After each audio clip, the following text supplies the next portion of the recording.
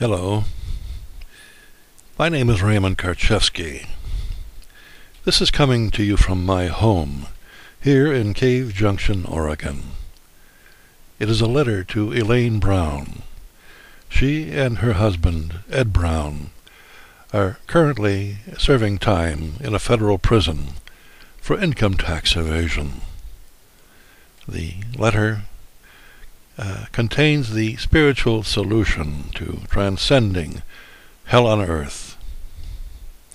In it, Elaine asks, "Please enlighten me. Do you mean that you feel the Bible is mind-screwing? Hopefully, I am misunderstanding you." My answer to Elaine was thus: "No, Elaine, you are not misunderstanding me.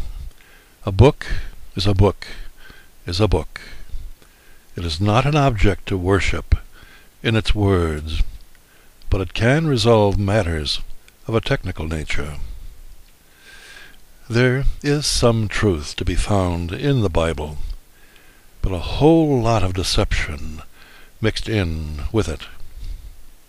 It is merely a dead communication of a time long past, while the truth unfolds in every eternal living moment of now.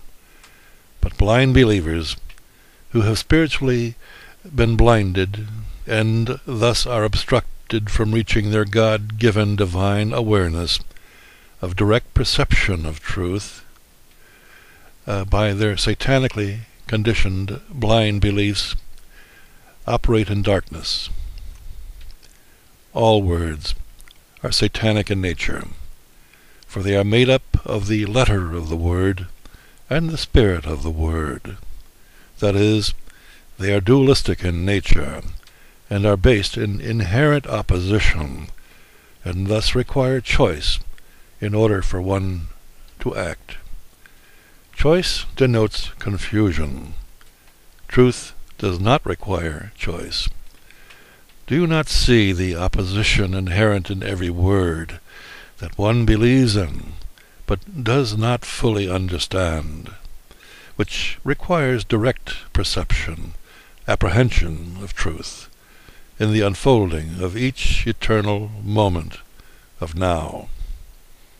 Do you realize that from a legal standpoint, what the word understand means, and how it is used by the courts to trick one into drawing them into their jurisdiction through offer and consent to contract?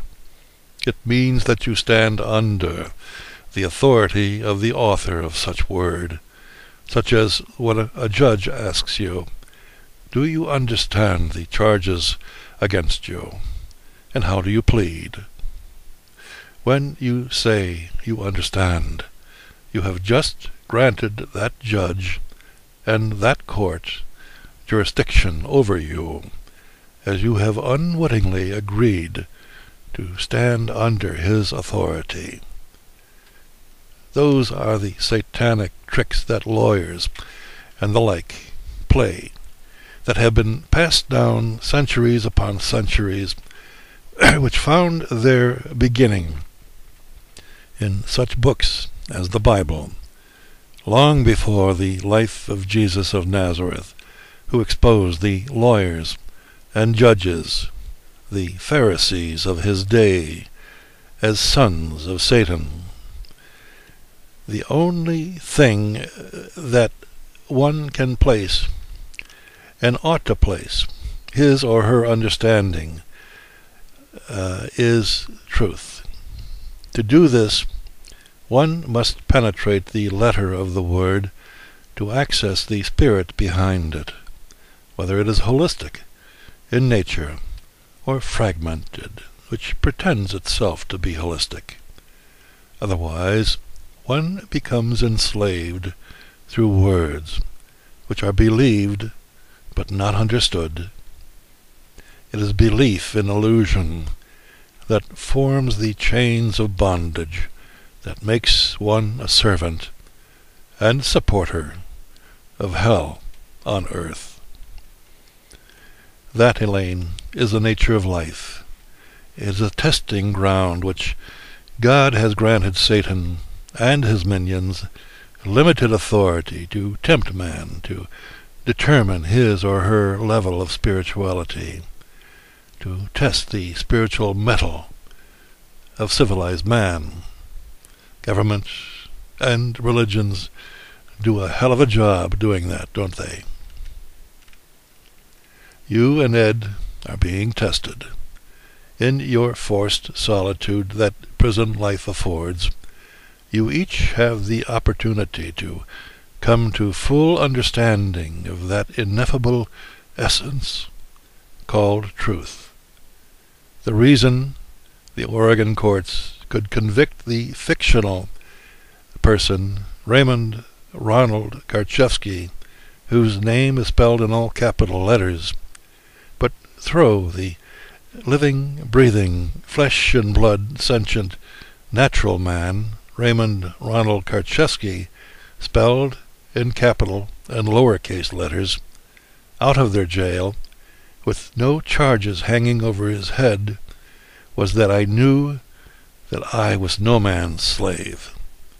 I understood the truth of who I am, and they could not trick me into standing under the jurisdiction of the court, much like Satan's temptation of Jesus on the Mount.